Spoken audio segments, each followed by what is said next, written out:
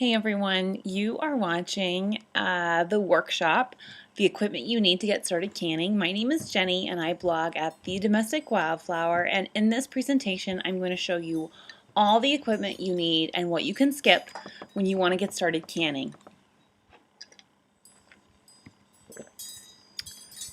You are in the right place if you want to learn how to can but have no idea how to begin, think that canning is way too hard for you, want to learn from an expert who will make the process clear and simple. You're also in the right place if you are busy, want to learn more about eating better, don't want to learn all the things, who in the world has time for that, and want to add more homemade into your life. I know the last thing you need is a failed hobby or complicated culinary experience. And I also know you would like to feed yourself and your family a little better without making them sick in the process. And I bet you think canning sounds like a cool way to do that, but haven't tried because it seems super complicated and likely to make your family sick. Make sure you stay to the end to get a special bonus that will be sure to please all the people at your table. Today you will learn the equipment you need for canning and what you don't, why you need it and how to make the most of it in your kitchen, that you probably already have most of these items already. You will also learn why canning isn't as hard as you think and how you can be sure to be safe while doing it. So let me ask, have you ever started a new hobby, bought all the stuff, used it for a while, and then never used it again? I know I have. Those soap making molds are gathering dust in my closet. Whoops. I'm going to show you how you can use pots and pans you already own to start canning, so you don't end up with a bunch of gear to store. I have a teeny tiny kitchen, for real. I know how to can without a ton of pots and pans. Before we start, I have a question. Have you ever wondered what exactly is in your store-bought jam, pasta, salsa, etc.? Like, what in the world are those ingredients you can't even pronounce? I used to never think about that stuff. Then I had a baby, and two of my aunts got cancer. And now I think about what I eat a little bit more. One question. Do you ever feed yourself or your loved ones stuff you know you shouldn't? I am totally guilty. What are Otter Pops even made from? Don't even tell me what is in a frozen pizza. I'm no doctor, but making food at home is probably a lot better for you, and I know it tastes miles better. For me, canning has been the solution to lots of those worries. Canning allows me to feed my kids food that has ingredients that I can spell, made from fruit and veggies I chose myself. When I open a jar of home canned peaches, I don't have to worry about what is inside the jar, what the lid is coated with, what the mystery syrup is all about, because I made it. Sure, I still buy store-bought food sometimes, but canning has made me way less dependent on someone else to feed my family. I chose those peaches, I washed them, cut them up, and preserved a bunch all at once. Now I can choose them to feed my kids at one of the 25 snack times of the day.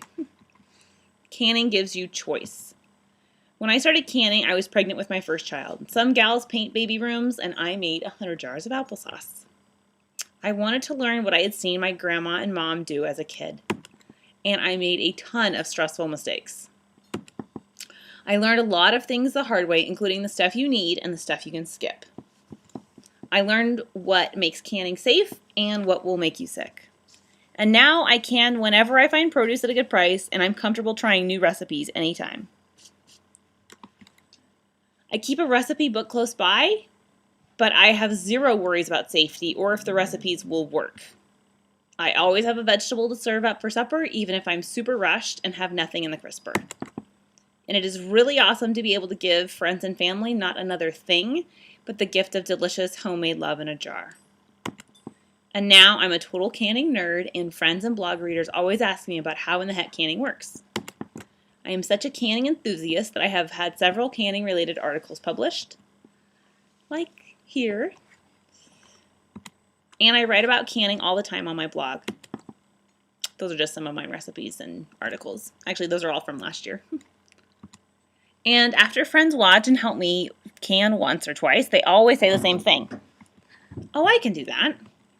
That's easier than I thought. What are we going to can next?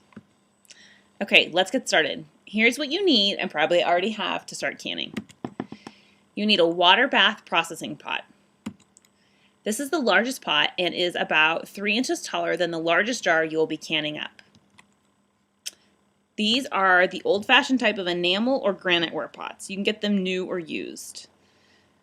They are really big, take a lot of time to come to a boil, and while they work really well, they are not necessary. So I think this is the pot that people think is an absolute must, and they associate it with canning, so they think you absolutely have to have it. And it's just, you just simply don't have to have a pot that big. I have one, and I can all the time, and I very rarely use it because it is so big. It's heavy when it's full of water. It takes a really long time to boil, and it's really hard to store. I can't fit mine in the kind of narrow cupboards that are directly adjacent to your stove sometimes, or just like in the most narrow space of cabinetry you might have in a kitchen. I think it's like 20 inches wide. It's too big to fit in that cabinet. So it's really just too big for what I use it for. If someone's going to loan you that pot, then sure, borrow it. But just know you don't have to go out and buy one, and you don't have to have that exact pot to get started canning. I use a large pasta or stew pot, and I actually use the one that is more similar to the one on the right. I use the same pot that I use to cook artichokes is the pot I can in. So just think, like, if it's big enough to do 2 artichokes at once, that's plenty big enough to can. It really just needs to be 3 inches taller than the tallest jar you're going to can in. So for example, the pot on the left is not that tall, right? It's like maybe 7 inches tall.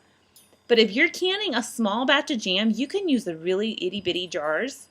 I want to say they're 4 ounces. They're really small, okay? And that you could easily can in that pot. And you very well may have a pot that size, or you could borrow a pot that size, right?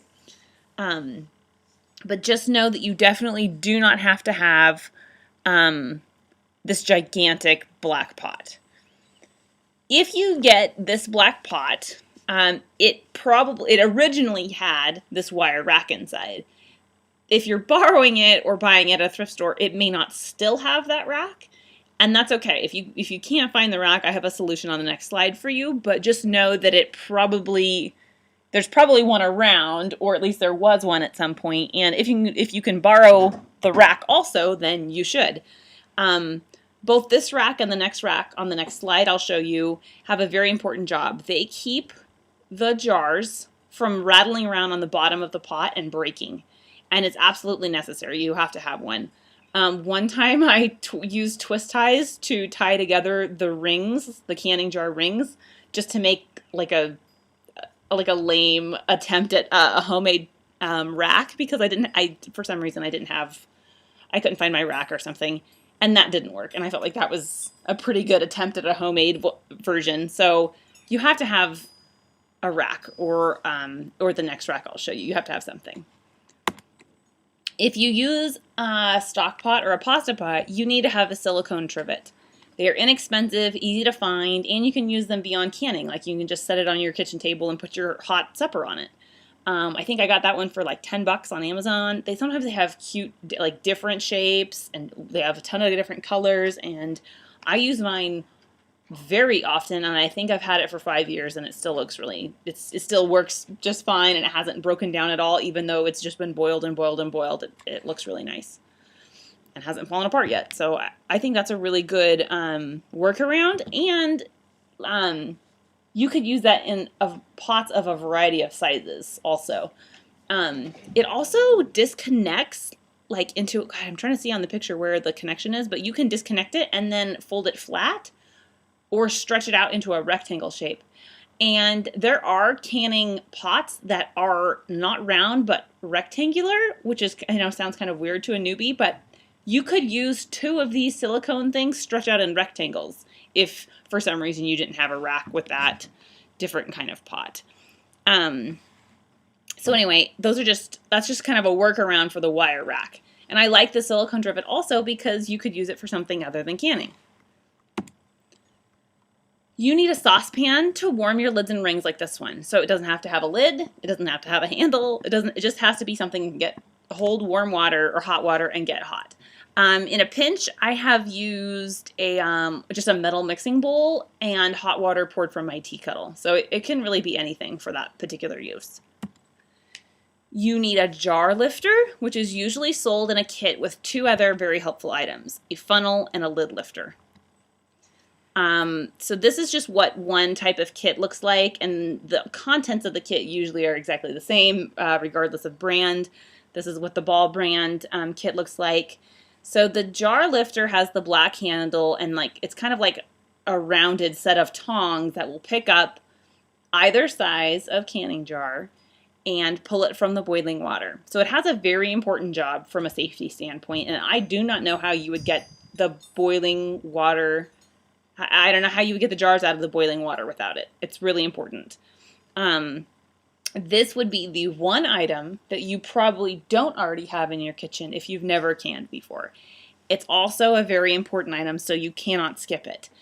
Because it's usually sold in a kit with these other items, I would say that for the $15 or $20 the brand new kit would cost, it would probably be worth it just to buy the kit and then get the usefulness out of the funnel and the lid lifter. The jar lifter removes the hot jars from hot water. The funnel keeps foods from thwarting a seal. The lid lifter grabs lids and rings from the saucepan and helps you put them on the jars. So the funnel isn't absolutely necessary. You could probably do it without it, but it is really handy. And if, like I said, if they come together, I think that might be your wisest purchase, is just to buy them all together. The lid lifter is it's just a little it's a plastic wand with a magnet on the end, and it works really well. It's pretty helpful. If you didn't have it, you could just use a fork probably. It'd be a little more awkward, but it would work. You need canning jars. They come in several sizes and only 2 opening sizes, regular and wide mouth. So this is not a comprehensive photo list at all, but this is just some of the different kinds of jars, just to give you an idea that they are far more numerous than just the standard quintessential quart jar shape and size. So the top left is a 3-quart or pint and a half jar, and that would be ideal. I use them for drinking water when I'm not canning. They would be good for canning tall spears of asparagus or tall dilly beans, or you could do a lot of different things, but they're a very pretty and very useful size. The next photograph is on, from the leftover, is just a 1 measuring cup or a half pint. That's a wide mouth. The green jar is I just showed to show you that there are colored options available. Ball brand has, I think it's called the Heritage Collection, but it's every year they come out with a new color, and so far they've released green, blue, and purple, and if I had to bet, I'd say pink would be the next color to come out, but what do I know. But you can do fun colors too. You can buy them in a flat, or sometimes like a case, which would be like several flats. And then I included the final bottom right-hand side photograph because it has rounded sides, and the sides are embossed with fruit and flowers, I think. That's typically called a jelly jar, and you could can other things other than jelly in it, but that is a different size. So all of them are made from glass that is designed to be submerged in boiling water, and all of the opening sizes are standardized. So a wide mouth jar lid and ring is going to fit every other wide mouth jar opening, and the same with the regular size mouth. I think that's a really wonderful thing about canning jars. And you can use used jars that you get at a thrift store or yard sale, or borrowed from someone or from someone's attic. You just need to double check to make sure they aren't cracked or don't have any chips around the top edge. And buying them new is actually very inexpensive. I bet they're about $1 a piece. And obviously recyclable if you do break one. I just think they're wonderful. You need rings, also known as bands, which sometimes come on used jars and almost always come on new jars. So if you're buying jars at a yard sale or a thrift store, they may not have the rings around the top, And that's okay because you can buy them separately, but just know, if you're borrowing them from someone, they may have the rings somewhere also in a bag or separated for some reason. But you should just bear in mind that for every jar, you'll need a ring. So that's what they look like. They also come in cute colors and even like polka dot or gingham check. One site is really has lots of fun ones called Mason Jar Lifestyle. They have really cute choices with coordinating lids, of course. So there's a lot of cute ways you can dress up your canning jars. You need new lids. Used lids will not seal. You must have new lids. That will be the only item I ever tell you that you must buy brand new.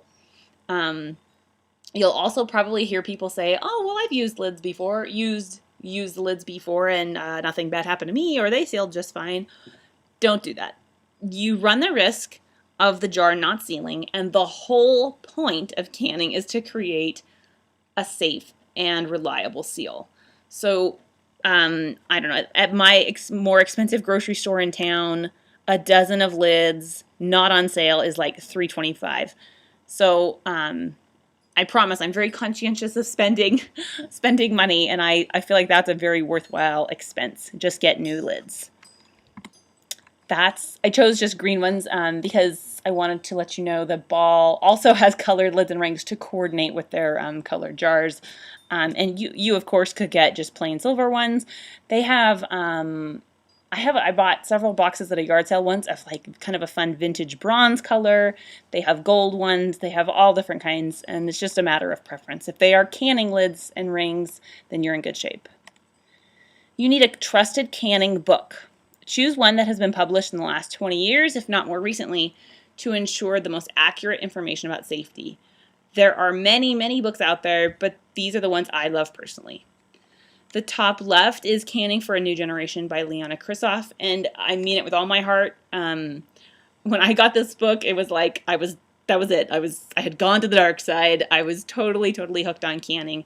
I love that this book has recipes that are both classic and very predictable, like strawberry jam, lots of basic recipes, but it also has a wide variety of kind of unusual things and or multicultural stuff, stuff that your grandma did not can, right? Like lots of different things. I'm trying to think of a good example, but it has lots and lots of good recipes. Furthermore, it is arranged by season, which I think is a very smart way for a canning book to be arranged. So you can open it up to whatever season you're currently in and get excited about what you could actually realistically can this weekend or today. So if you're a brand new canner, you may not realize that today, here in July, it would be kind of an unsensible or unreasonable or it would make sense for you to get super excited about canning apples today. You're not going to make applesauce today because apples aren't ripe today. Where I live, apples aren't ripe until until October practically. So I think that book is arranged in a very sensible way, especially for a brand new beginner. On the top right, we have Food in Jars by Marissa McClellan. She is a wonderful resource for beginners. She has several books all under the name Food in Jars. She's really good too, I think, for a modern canner because she cans in a tiny apartment on the East Coast. Okay, so her batches are small. They are manageably sized. Her recipes you can can up and be done in probably an hour and a half, maybe. Her blog of the same name, foodinjars.com, is also really great.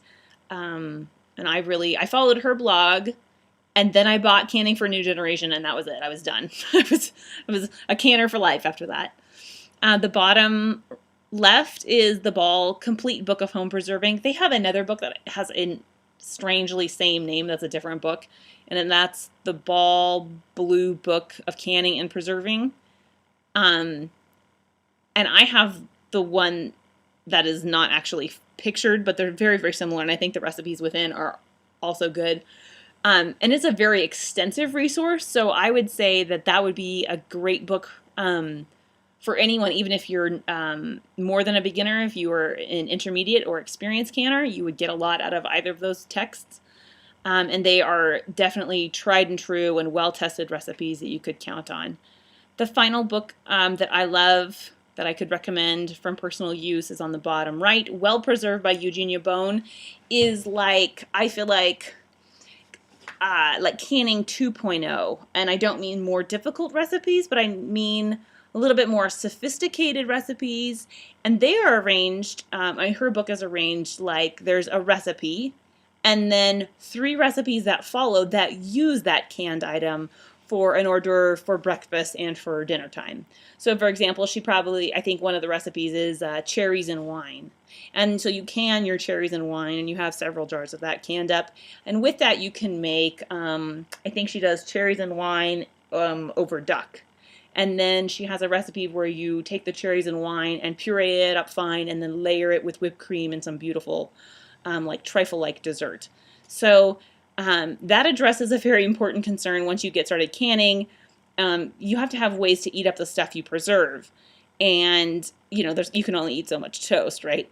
She has really smart and realistic ways of eating up and enjoying the things you preserve. So those are the books that I love, but lots of books.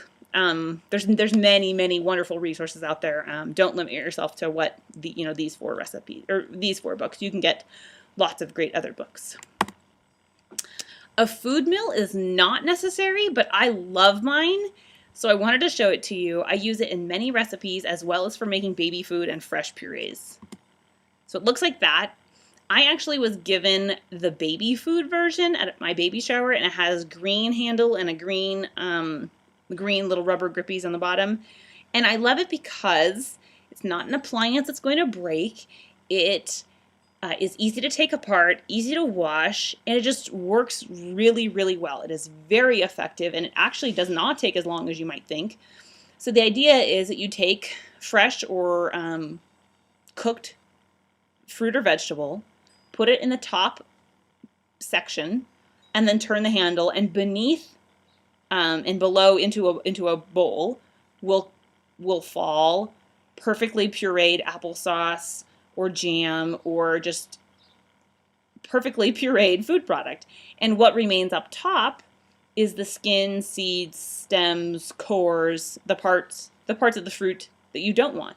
So you could take apples and just chop them into quarters, boil them for a few minutes with a little water, and run them through the food mill, and then what would fall below would be applesauce, perfectly smooth applesauce, and you would never have to peel or core or stem the apples. It would just, that refuse would remain up top, and you could just scoop that out and put it in the compost and be done with it. So it's a very, very effective and reasonably priced tool that will last you probably your whole life. It's very well made, and you do not have to have one, but I love mine and I use it a lot. If you don't have one, you don't have to get one. A blender would do a similar job in lots of ways. An immersion blender is also helpful. You could just use a knife. You don't have to have one, but it is really handy. And if your mother-in-law is, sharing stuff with you or whatever, that would be a good thing to ask for. Finally, you need a mentor. And that's me.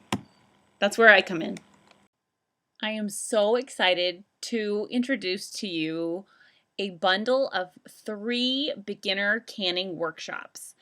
In these 3 workshops, you will learn how to can strawberry, tomato, and roasted bell pepper. So what you'll get is 3 video workshops. In these workshops, you will learn how to make strawberry jam, syrup and fruit butter, tomato sauce, and roasted bell peppers. Each workshop has crystal clear video lessons, food-specific recipe PDFs that you can print off and keep, beginner perfect modules that explain in detail the process, jar information, equipment hacks, and more. These workshops were designed to make you feel like I invited you over to can in my kitchen and watch me as I'm canning. They were also designed to resolve any worry about if you are doing it right. They are also designed to show you what to do the way a cookbook cannot. They also are designed to teach you pro tips for success rather than stress. And they're also here to help you save time. Learning how to do things the hard way is a big time suck, and I know you don't have any time for that because I sure don't either. If you enroll in the bundle today, you will also get access to a supportive private Facebook group for course students where I'll be live streaming during canning season and sharing canning specific tips. You'll be added to a Pinterest group board for course students where we can share recipes from all over. You'll get the Canning 101 ebook. And you'll also have access to every canning PDF I've created, including a stove diagram, an acid guide, and prep checklists. You also will get all future updates to the course. And I actually have one that I'm working on right now, and I can't share too much about it just yet. But it's something that it's really new in the canning world, and it's going to be a huge time saver. And I'm really super excited about it. But you will have access to all future updates. You will learn how to prepare. Each workshop has the same get started lessons, like the first module in the very beginning is the same for all 3 workshops. So you can watch the workshops in any order or re-watch them conveniently. So it's kind of like by getting all 3 separate workshops, you can watch them and learn from them in any order that you want. So maybe if right now it's tomato season where you live, then you'd probably want to start with the tomato workshop. So in that way, the bundle is really helpful because you can go in any order you want. And it's like in bite-sized pieces that way. Specifically, you will learn how to make strawberry jam, strawberry rhubarb jam, strawberry syrup and butter at the same time, which is a pretty fancy level of multitasking that actually saves a ton of time. You also will learn how to make strawberry lemonade, canned concentrate, and all those recipes are together in a printable PDF in that strawberry workshop. In the tomato workshop, you will learn how to make tomato sauce, and specifically you'll learn the different ways that you can peel and process tomatoes. And my goal is to help you learn techniques that you can apply to any tomato recipe. So I'm sure lots of you have a desire to make, let's say, homemade enchilada sauce, or homemade marinara sauce, or homemade pizza sauce. So the techniques I teach you in the tomato sauce workshop will apply to any of those recipes, and it also emphasizes safe practice when canning tomatoes, and being sure that you are including a very special ingredient that I won't worry you with right now, but to ensure that your tomato sauce is shelf stable for a long time and you feel successful and not stressed. You'll also learn how to make roasted bell peppers in that workshop, and that particular recipe is a very versatile one, but the technique that I teach you that I think is the most valuable is how to roast and peel a bunch, up to, I think the recipe calls for 4 pounds of bell peppers all at once. And the video shows you exactly how I roast and turn all of them in the oven under the broiler, and then how I prepare them and pack them into jars and can them, and more. This is right for you if you want to learn how to can but aren't sure what to do when. If you want the choice of feeding your family healthy, homemade foods that you canned yourself. To learn in smaller chunks, each workshop is food specific. Really clear instruction. The course videos are professionally edited and I explain every step many times. Did I tell you guys that I'm an English teacher in my day job? That's my real real profession. I'm a teacher. I've taught junior high, high school, and community college English. So I think that you'd have a hard time finding someone with more enthusiasm and more teaching experience who loves sharing canning as much as I do. This bundle is also right for you if you want to save money. Canning saves a ton of money on your grocery bill. Consider the savings of both reduced food waste and eating homemade. It's a double win. The price of produce varies from place to place, but I know for some of us, the advantage will come from being able to purchase. Let's say that you're at a big box store and you can get a huge flat of peaches for next to nothing, and you can and preserve those peaches. By taking this course, you'll know how to preserve those peaches, and the savings of that is amazing. It really is. This bundle is also right for you if an in-person canning education is something that's too expensive or something you don't have time to tackle. An in-person canning education, like attending in-person workshops, would be up to about $500. And I came up with that number based on the fact that I did it to some extent. Most counties in, I believe, every state in the union offer canning education classes at their cooperative extension office. So whatever state you're in, like I go to the California Cooperative Extension website, and you can find canning education classes based on your county. Not every county has canning classes, but the ones I've been able to attend were an hour and a half away from my home, and each class lasts about an hour, and each was about $50. And it didn't have any of the beginner information. It just was like one technique, one demonstration, and they are put on by really lovely, wonderful, knowledgeable people, but it's an expensive thing, really, if you were to try to replicate this education in person. One past student said, "Well, your smile is contagious and your enthusiasm for what you do is inspiring. I was so happy to meet you in person and walked away with so many tips. In fact, apple butter is thickening in my crock pot as I type.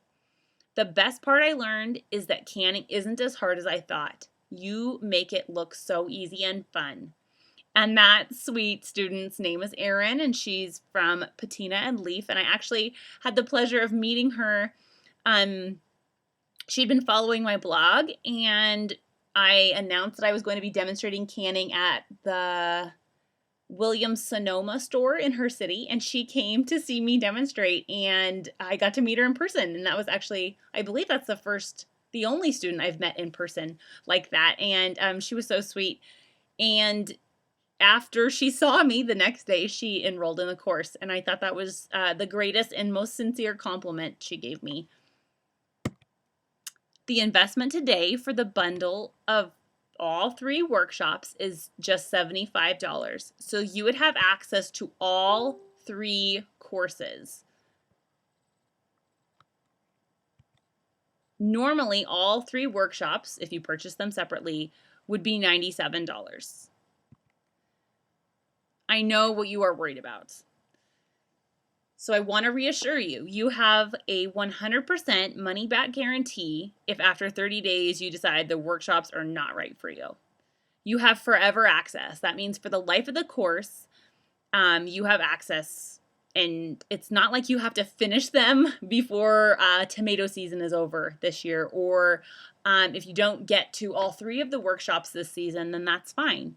If you only have time to tackle strawberries this season, you can take the next workshops next season. And I say that because I know some of you may have like a small baby at home. You may be in a time that's really busy right now, and you might be feeling like, oh, I don't know if I have time to learn something new. I totally get you. I really love that this bundle has 3 distinct, separate, small pieces. So you could tackle just one and put it into practice and then move on to the next one whenever you were ready to. You can watch, listen, and read the whole course from your mobile device, from your smartphone or your iPad or your tablet or whatever device you use. And I have tried really hard to do a good job of looking at my course from my phone, just so I know what it's like for you guys and how understandable it is from the phone aspect, because I know sometimes you guys are learning how to do things, while you're waiting in line at the DMV, and I want it to be easy for you. If $75 is more than you can spend today, there's a payment plan available of 3 monthly payments of just $27. And if you still aren't quite sure, I don't blame you a bit. Maybe this is the first time you and I have really got to know one another, and maybe you aren't sure if this is right for you. I want you to feel totally comfortable making this purchase. So you can grab a single workshop for 10% off. You can get the strawberry workshop for 10% off the $39, or the tomato or roasted pepper workshop for 10% off the regular price of $29. Each workshop teaches you techniques that you can apply to countless recipes. You don't have to buy the bundle if you aren't ready to. But let me warn you, that bundle won't be around forever, and I surely will be raising the price this canning season. The other problem is that canning is addicting in the very best way. I want you to grab this amazing deal because I think you will devour one workshop, you won't have another 10% off coupon, and the bundle will either be gone or at a higher price. I want you to enroll now by clicking the link below, and thank you so much for being here.